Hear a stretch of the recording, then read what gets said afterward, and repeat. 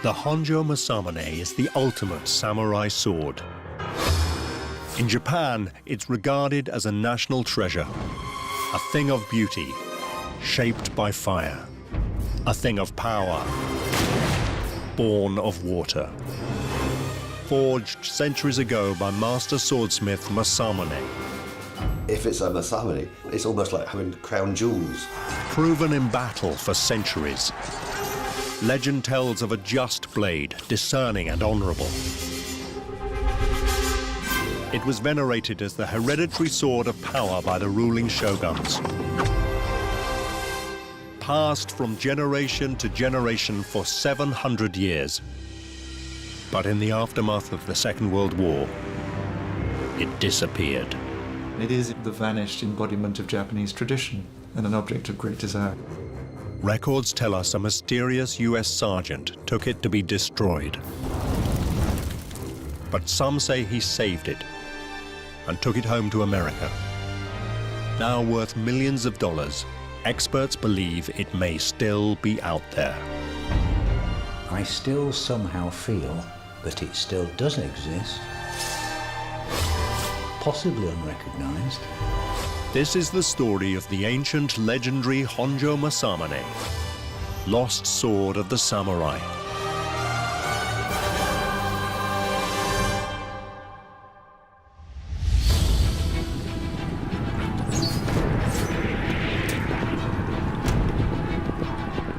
In the late 13th century, the rulers of Kamakura province near Tokyo had a serious problem. The invading Mongol hordes of Kublai Khan.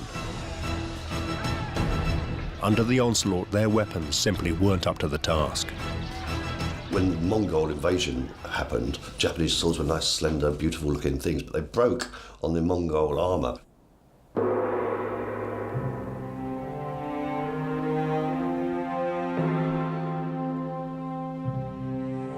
To solve this problem, they turned to swordsmith Honjo Masamune. Masamune's task was to redesign the Japanese sword to withstand the armor and kill the Mongol invaders. Masamune developed techniques that have never been surpassed. First, Masamune beat red-hot high-carbon steel into a thick rectangular billet. Then cutting and folding it again and again, he forged a blade composed of over 30,000 layers. To the thick back edge and the thin cutting edge, he gave very different properties. And these were born not from the heat of the fire, but how the steel cooled in water. The cutting edge, because it hardened quickly, is very, very hard, almost as hard as glass, but it's brittle. The thicker, heavier back edge gave up its heat more slowly. This changed the structure of the iron itself, making it far less hard but more flexible than the vulnerable sharp edge. The back, because it cools slowly, is tough and malleable, and it supports and stops that brittle edge cracking. In battle, the thin edge was used defensively to cut. It is rigid and razor sharp, and the back used defensively as a shield. Its flexible spine absorbing impact. But to withstand the Mongol armor, Masamune also made his blades broader from edge to back for strength, the point longer to pierce, and the hardened edge deeper to aid repair.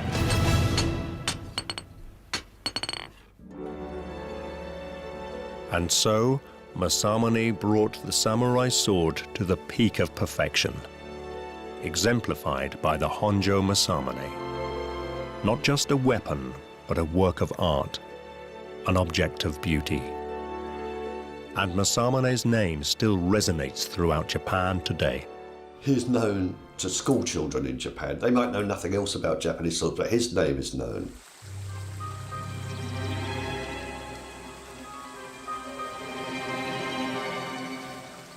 Over the centuries, many legends have grown up about the great Masamune and the magical qualities of his swords.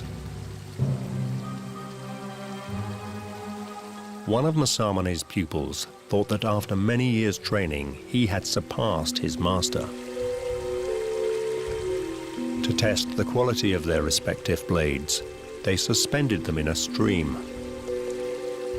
The student's blade was so sharp that it cut leaves and twigs, everything in its path. Masamune's blade, just as sharp, cut nothing. The student claimed victory, but a bystander disagreed. He observed that Masamune's blade did not cut needlessly. It was discerning and honorable, a just blade. Masamune is generally given the titles Goro Nayudo, which have Buddhist implications, suggesting he was of the priesthood, or at least a devout follower of Buddha. His finest work, the Honjo Masamune, was primarily a weapon for cutting human flesh. And the samurai would develop a very practical method for testing blades. For a fee, an official tester would use a blade on a corpse from the execution grounds and report back to the owner on how it cut and how it behaved and how many bodies and which particular part of the body to cut. The edge was sharp and the back strong, but yet another key property made the sword so deadly: its curve. Swords were made curved because they cut flesh better when they curved. There's a slicing action that's automatically built into the cut. There are diagrams which show the various cuts that were tested. The easiest was to chop through a wrist or an ankle. The most difficult would be through the pelvic girdle or the shoulder girdle, and diagonally down through the rib cage, and cuts like that. As a permanent record, the test results would be carved into the sword's tang under the mounted grip. It shows that these swordsmiths had great concern, not only just for the look of their swords, but of the effectiveness of their swords.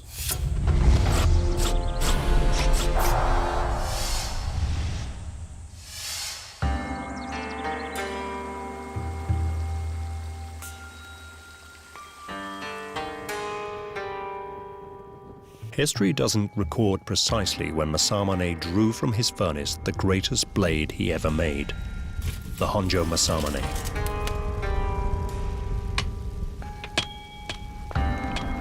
Around the year 1300 is the closest anyone can say.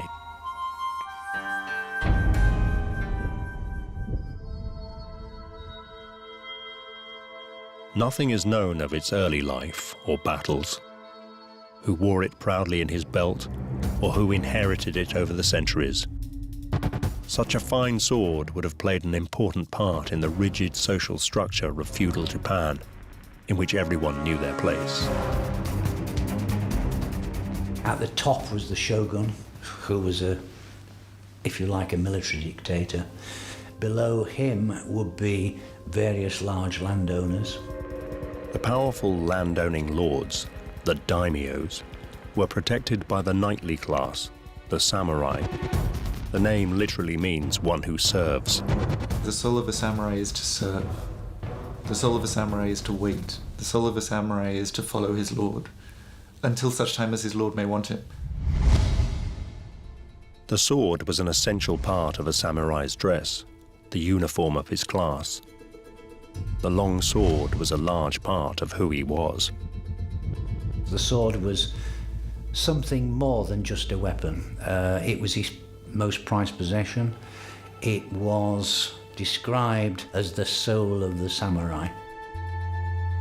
The sword was an important thing for the samurai because it was their badge of rank. It was their status symbol, if you like.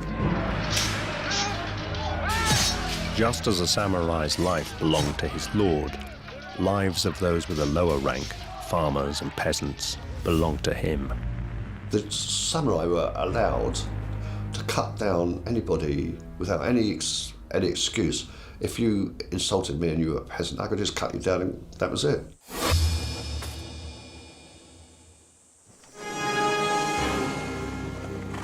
The Honjo Masamune first enters recorded history when, 300 years after it was made, it got its name.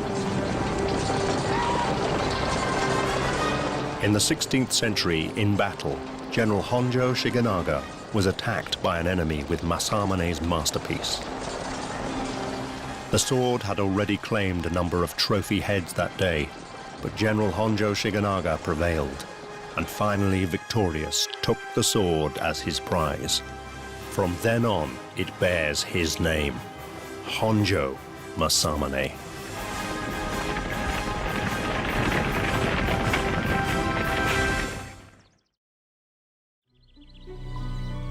Soon afterwards, General Shigenaga was ordered to Fushimi Castle. But short of money, he sold the now priceless sword for 13 large gold coins. At today's gold prices, around £2,500. It was now that the Honjo Masamune was transformed from a valued weapon to priceless symbol of absolute power. The superlative sword became the ultimate gift to pass up the social ladder to nobles of ascending rank as a token of esteem. Eventually, it was received in tribute by warlord Tokugawa Ieyasu. With the Honjo Masamune at his side, Tokugawa Ieyasu was about to change the course of Japanese history.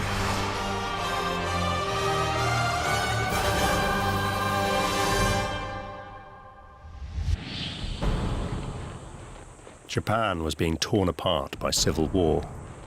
Daimyo against daimyo, samurai against samurai, each fighting loyally for his lord to the death.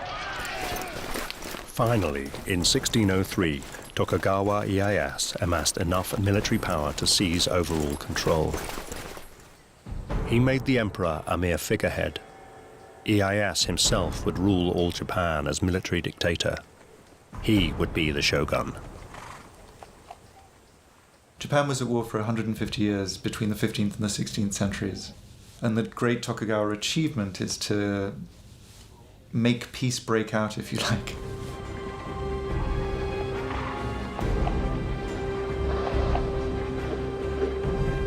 The Tokugawa shoguns brought 250 years of peace to Japan.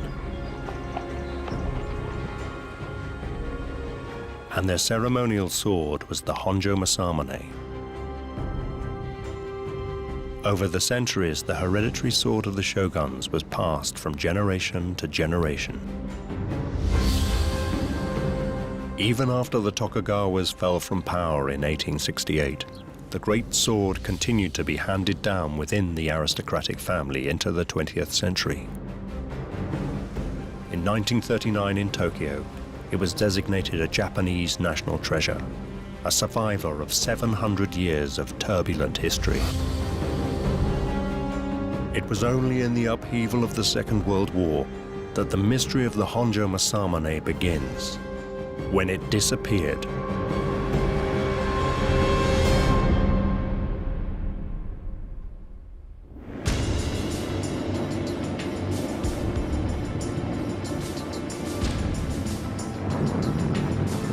Japan entered World War II in 1941 with a surprise attack on the US Navy anchored at Pearl Harbor, Hawaii.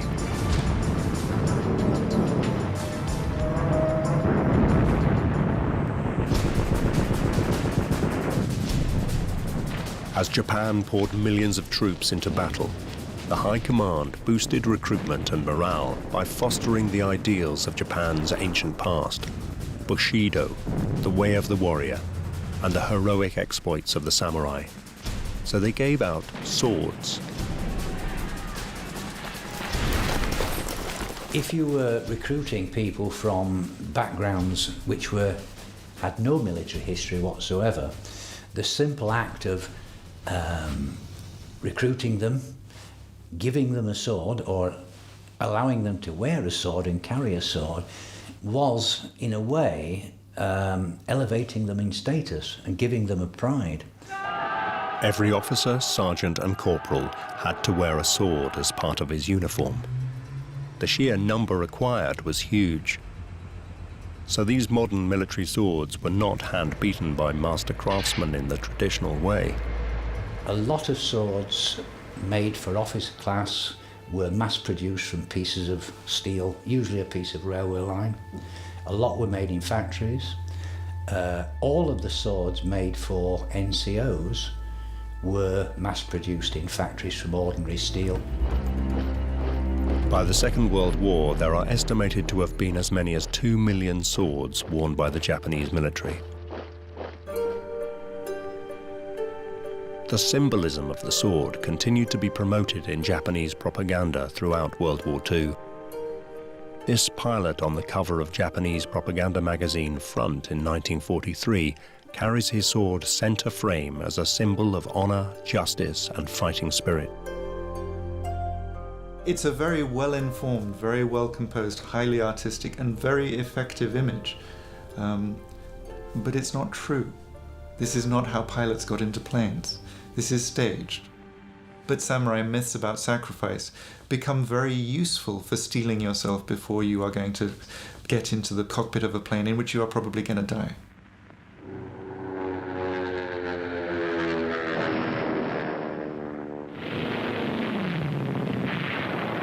For the Japanese, war was a fight to the death. The emperor and the government could not countenance surrender.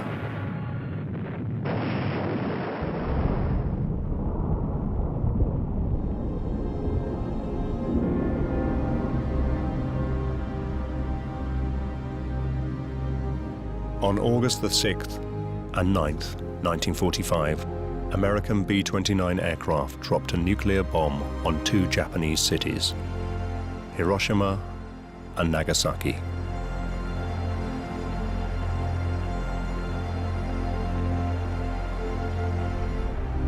Just 6 days later, the Japanese had to bear the unbearable, think the unthinkable. They surrendered. Across the radio comes the voice of the emperor, which nobody's heard before. And it's a very strange voice, it's a very high voice, it's a very weak voice. He's talking in a language that most of them don't understand. But the message is clear. We've lost. At the end of the Second World War, the average Japanese person would have been totally devastated by having suffered defeat, a loss of face. But on the other hand, the war was over, and the hardship they'd been through, the firebombing, the starvation, was finished. Not for the first time in Japanese history, the emperor had to move aside for a powerful shogun. Shogun is a very old title in Japanese history. It means not just military commander, but supreme dictator. And the man the United States sent to rule occupied Japan was certainly that. 5-star General Douglas MacArthur. You get this tall, white American stepping out of an airplane in a very theatrical way. He's dressed very particularly, his collar is open, you know, and this is the new guy in town. MacArthur was a dictator, and he was the supreme commander. It's a time of chaos, and MacArthur's there to do a very particular job, and he's very aware of the job he's going to do. He's very charismatic, he's very savvy. There's a very famous photograph, for example, of MacArthur standing next to the emperor in morning coat, looking incredibly formal. MacArthur again with the open shirt collar and towering over him. And of course it's a way of making a very profound statement. MacArthur officially accepted the Japanese surrender in a ceremony aboard the USS Missouri in Tokyo Bay on the 2nd of September 1945. It is my earnest hope, and indeed the hope of all mankind, that from this solemn occasion a better world shall emerge out of the blood and carnage of the past.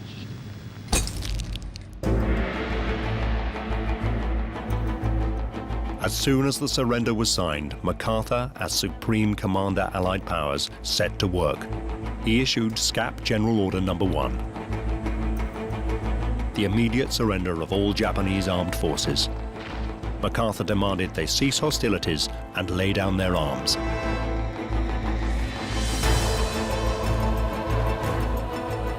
At the beginning of the occupation, though, there are two main objectives. The first, the urgent one, is demilitarization.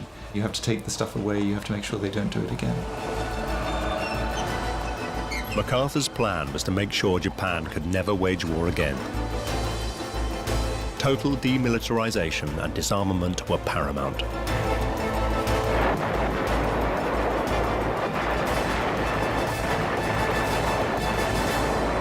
They destroyed a lot of honest-to-God modern military material, planes and so on and so forth. They also collected a lot of gunpowder, which of course has its uses. They just collected everything.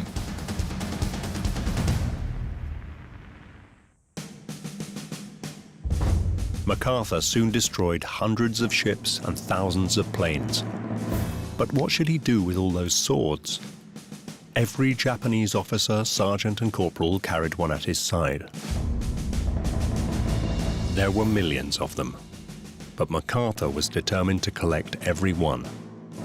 Not because the swords were a military threat, but because of their enduring symbolic importance. Certainly, taking away weapons is one way of demonstrating your authority. And of course, the sword is not, in the end, a weapon. It's a symbolic statement about authority. It's the thing that somebody would carry who was in charge. So to take the symbol of authority away is important.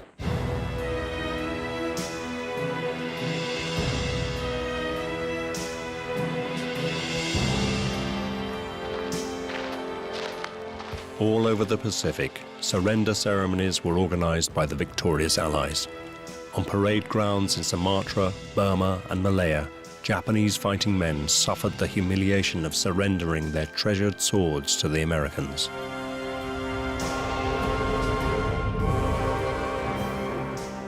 Your government, regarding military swords as weapons, does not acknowledge the wearing of swords as dress, and we have been ordered to surrender all kinds of swords. Japanese officers are extremely dejected and troubled. What the Allies didn't realize was that some of the swords were not modern, mass-produced weapons, but handcrafted antiques of great value. Some families at the beginning of the war who did own swords that had been in the family for many, many generations and possibly had been used in warfare in the distant past, took them to battle, having picked up a tradition that had been going on for centuries of carrying an ancestor's sword into battle.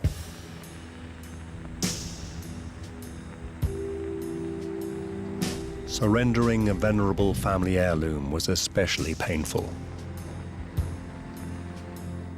I cannot help heaving a deep sigh of sorrow in parting with my most beloved sword, my spirit, with which my ancestors went to war, and which my father himself handed over to me when I set out from home for this war, praying for my heroic victory in every action.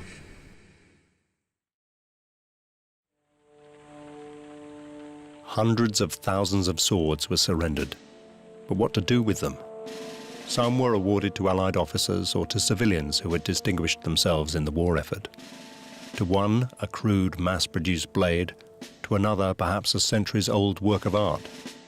The Americans didn't know or care.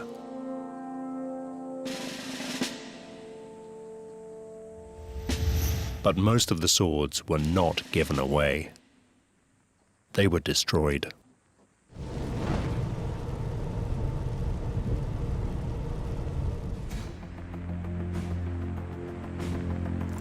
The SCAP instruction for disarmament applied not only to frontline soldiers, but the people of Japan at home too.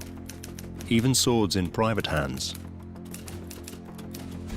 The Honjo Masamune in the Tokugawa mansion in Tokyo was no exception. Collect and deliver all arms in the possession of the Japanese civilian population. All of the swords in Japan were rounded up into centres usually warehouses or school gymnasiums, and piled high ready for destruction. The order to collect all swords meant just that. These seizures were indiscriminate. Family heirlooms decorating homes and masterpieces in collections were commandeered as quickly as military blades. The people who were handling the swords, who were sweeping them up in the dragnet, were quite low-level functionaries, very hard-pressed for time, as low-level functionaries normally are. They're not colonels with an enormous amount of time on their hand. They don't know what they're dealing with. The owners of swords were instructed to take them to collection points such as police stations. Even the aristocratic Tokugawa family, who as shoguns once ruled Japan, were not exempt. The scap instructions were law, and they were ordered to relinquish all their fine swords, including the legendary Honjo Masamune. In Japan, there was outrage. Would they really have to give it up to the Americans, who appreciated nothing of its history or symbolism? Influential people, collectors and museum curators, were soon complaining to scap about this assault on the Japanese heritage. Very quickly they discover that there's blowback, if you like, that they are being indiscriminate and that they're annoying some people. Of course, they learn more very quickly. They learn that some people don't like having their swords taken away. They learn that there are collectors of Japanese swords who have nice collections, which got caught up in the dragnet.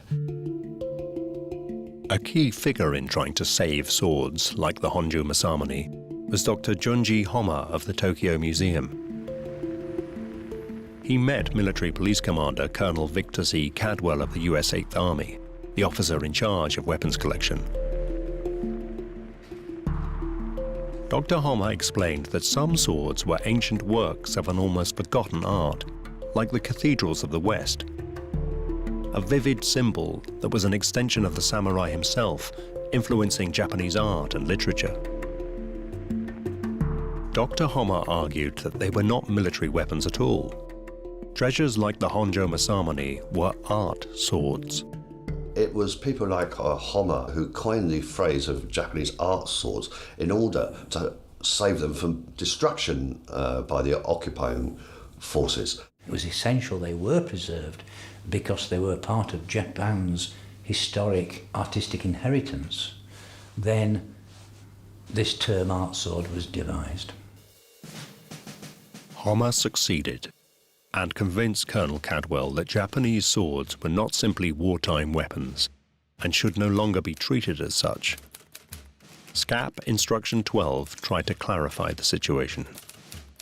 You are advised that if these swords are the personal property of those officers concerned, they may be retained on condition that henceforth it will be understood that they have no military significance whatsoever, but are household treasures. But Cadwell didn't have the final word. As late as November the 11th, 1945, contradictory orders were issued by SCAP. All swords, including privately owned swords, shall be treated as symbols of militarism and destroyed. As a result, valuable antique blades continued to be swept up. Sadly, a lot of very fine traditional swords did go into the melting pot. Some families protected their heirlooms by deceiving the Americans. Certain families in Japan deliberately acquired what I can only describe as very poor quality swords and hid their better swords because they knew they were going to be taken by the victors.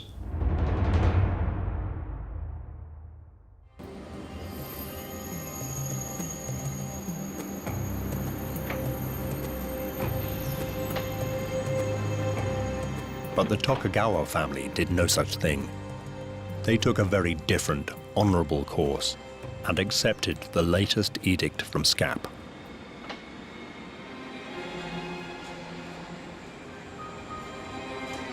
Just before Christmas 1945, the last known owner of the Honjo Masamune, Tokugawa Ieyasu, a descendant of the shoguns, obeyed the law and delivered the family's swords to Majiro police station. The family still does have ownership of it, and so they can do something useful, which is their duty. Because, of course, the symbolic value of the old military family of Japan, the first military family of Japan, giving up the symbol of their authority to the new occupiers in order that Japan can embark on a new path.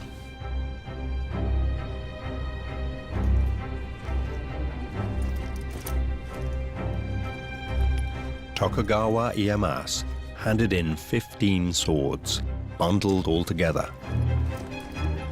And among them was the finest sword ever made, the Honjo Masamune.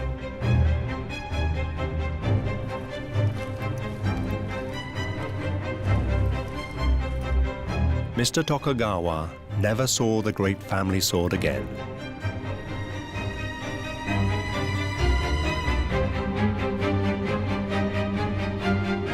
The Honjo Masamune disappeared and entered the realm of conjecture and mystery.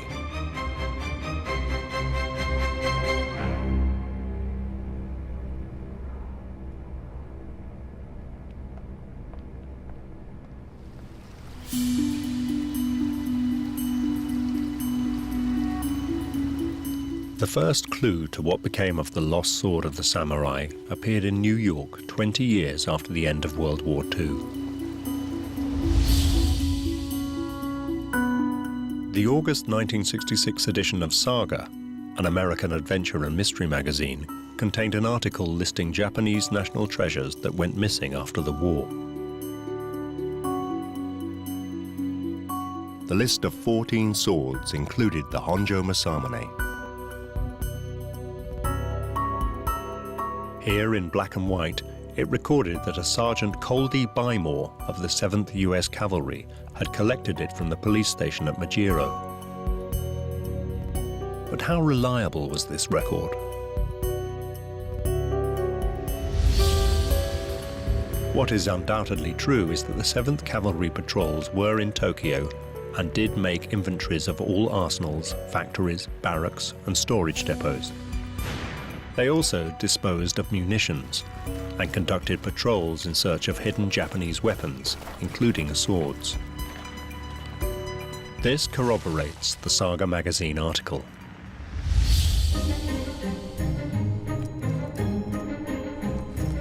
The next question is, did Sergeant Cole D. Bymore take the sword from the police station? Unfortunately, all police records for the period in question are lost. But there is another source, the Japanese Department of Education. Their records at the time make it clear that the Honjo Masamune certainly was taken from Majiro police station by Sergeant Bymore. But where did he take it?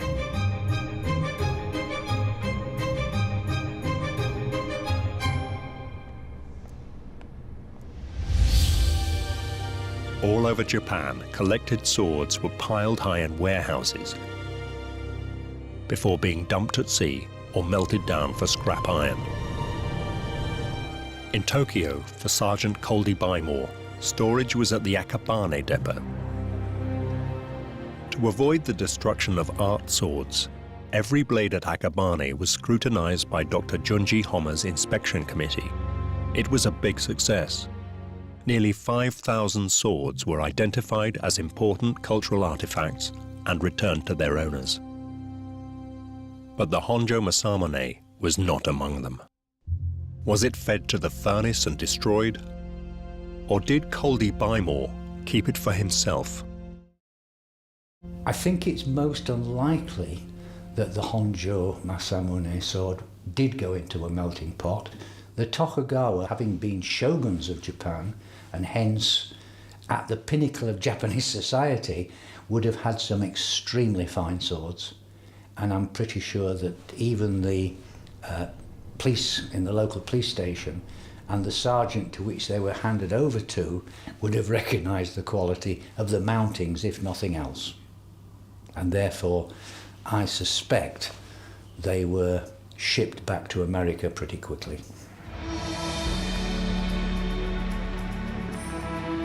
What is certainly true is that the American Army operated an official war trophy system. A GI who had taken part in the Pacific War could, with the correct permission slip, take home one enemy gun and one sword as personal souvenirs. Most of these returning men were carrying mass-produced military swords, nothing special.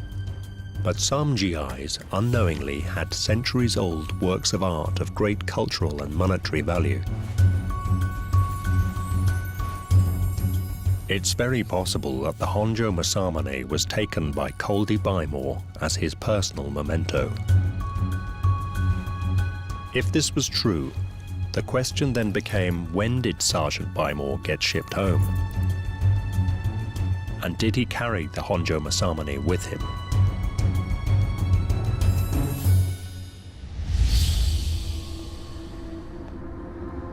At this point, the trail becomes even more obscured. 7th Cavalry records should reveal when Sergeant Coldy Bymore left Japan and when he arrived home. But the 7th Cavalry Veterans Association lists no one by that name. Does that mean there never was a Coldy Bymore? The facts are more complicated. The Saga magazine article contains another clue. It describes the name Coldy Bymore as phonetic. This indicates it's a translation from English into Japanese.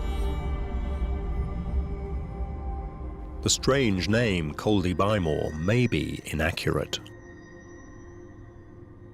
We're moving between languages. We're moving between languages fast on a busy day when there are 100 different things to do by somebody scribbling in a book. So when you hear the name that's come down to us, the first thing that comes to mind is, this isn't an American name. This is a problem of transliteration. The Japanese have developed phonetic alphabets to help transcode English and other languages. The characters are not words, as in Japanese, but represent particular sounds. It is not precise. In order to get the sergeant's name down, what the Japanese sergeant would have done would have been to write his name in a Japanese syllabary, an alphabet, but we call it a syllabary, because it's a way of transliterating English into Japanese. This system of transliteration is far from perfect, as Japanese sounds don't appear in English, and English sounds have no Japanese equivalent. The name may not be Coldy Bymore, but something that sounds a bit like it.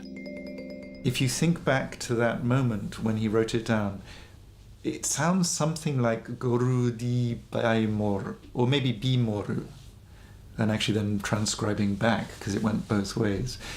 So maybe this is Goldie Beamer, maybe this is Cody, maybe this is Biltmore. God knows. When the American sergeant said, "Oh, my name's Goldie Beamer," the Japanese would have said Goru di Bimaru, and then put it into these characters which then come back to us in a scrambled form.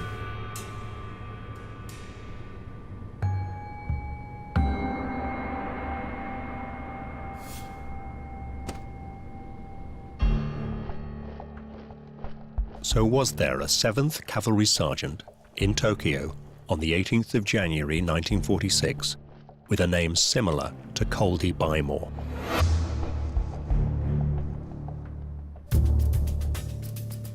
Unfortunately, the scrap records of lowly sergeants have been routinely destroyed. The true name of the sergeant can never be found.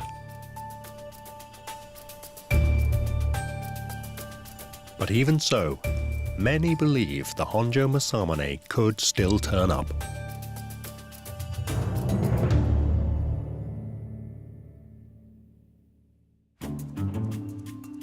In the years since the war, Americans began to understand the prestige and value of fine Japanese swords properly. President Truman was given a 650-year-old sword in a 350-year-old silk wrapping as a war souvenir.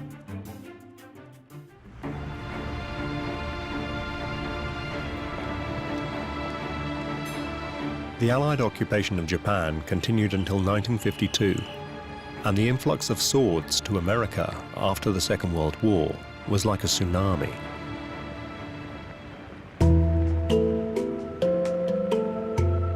For the handful of knowledgeable sword enthusiasts who recognized the characteristics which made a blade great, there was the opportunity to make a lot of money.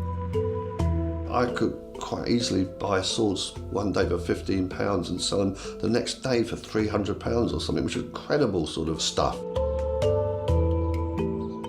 Dealers discovered that hidden in the stream of confiscated weapons, there were historically important swords now scattered all over the US.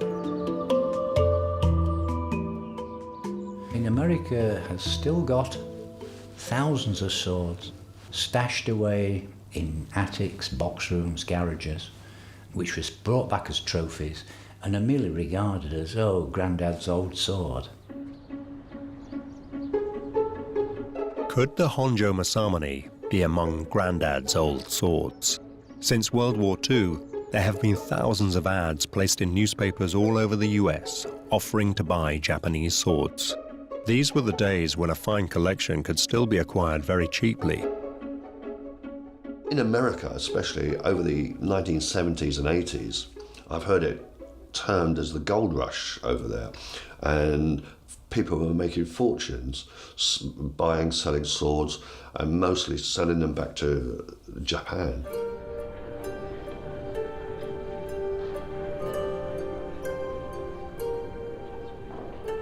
As this market developed, some important art swords did occasionally turn up. Avid collector Clive Sinclair came by a sword when it surfaced in just this way. Wonderfully preserved, it was made especially for the shogun's chief test cutter. It turned up in an antique fair, swapped hands for £400. Within half an hour, it's got up to £1,500. And I paid £10,000 for it. And I've spent another £3,000 on it since then. And it's been exhibited in Japan. It's a very good sword. Could this one day happen to the Honjo Masamune? If it did emerge from someone's attic, how could it be recognized? There is a telltale way of knowing. 700 years ago, when Masamune plunged the hot blade into cold water, he gave birth to a razor-sharp weapon. But he also gave the Honjo Masamune a unique signature. If a sword turned up that was claimed to be the Honjo Masamune, because it was a national treasure, prior to the war there were very, very accurate drawings made of its shape, the patterning of the hardened edge, which you could use to compare a sword with, to say, yes, it's the same, or no, it isn't. For centuries, it was customary for an artist to meticulously draw the unique pattern on the edge of a fine sword, the hamon. When in 1939 the Japanese declared the Honjo Masamune a national treasure, such fine detailed drawings of the hamon were made. If the Honjo Masamune ever appeared at an antiques fair or auction, there could be no mistake. Its fingerprints have been taken. At this point, perhaps the best way of understanding the meaning of that sword is as an artistic object. So it's made by a famous maker, and it has fabulous provenance. If you go to an auction house today, you need something with provenance. You need to know which hands it's passed through. But any lucky finder in the US would face a catch-22. For a collector to be certain, for its identity to be official, the Honjo Masamune would have to be sent to Japan for shinsa, a rigorous examination by Japanese experts. The problem with that is, if you live in America and you own this sword and you send it to Japan for shinsa, they won't allow it to be exported again. So you've actually got to give it back to Japan, basically, to get it verified. So, if anyone did find it, they would have every incentive to keep it secret, for fear of losing it. Whatever the case, the whereabouts of the Honjo Masamune remains a complete mystery to this day. Anyone trying to trace it faces huge obstacles. The few clues there are sparse. The identity of the elusive cavalry sergeant is still a mystery. Precisely what happened that day at the Majiro police station may never be known. If only we had the paperwork, a signature, the Honjo Masamune might yet be found. It's one of the ironies of this story that the Honjo Masamune needn't have been handed in at all. If the Tokugawas had only waited just a few months until the law was changed, they could have kept it. Maybe even 6 months later, it would have been protected. It would still be there. It would probably be somewhere deep in a vault in the Tokyo National Museum. The Honjo Masamune would have become, again, firmly, finally, a national treasure, a national property put on show for the people of the new nation, not as a weapon, as a work of art.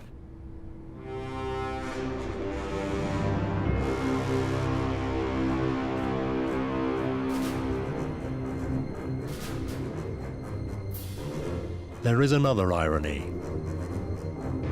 Because it is lost, the Honjo Masamune has been transformed from a historical artifact to a thing of legend. Maybe the most important fact about this sword is that it's lost. A thing that no longer is there, or a thing that you've never seen, is much more powerful than one that you have close at hand. The legend will only ever grow stronger until more evidence can establish where it is or whether it has been destroyed. Unless we see its corpse or something, we'll never know, will we? I mean, unless we see its broken tang or something, we'll never know. Anyone with a love of Japanese swords can never give up hope. I still somehow feel that it still does exist, possibly unrecognised, somewhere. Things usually turn up when somebody dies and heirs go in and discover objects. It could still turn up. If it did, it would be a media spectacle. It would be wonderful if somebody could find that sword. While a treasure such as the Honjo Masamune remains lost, stories will be told of its possible location, and people will dream of it, hunt for it. The lost sword of the samurai.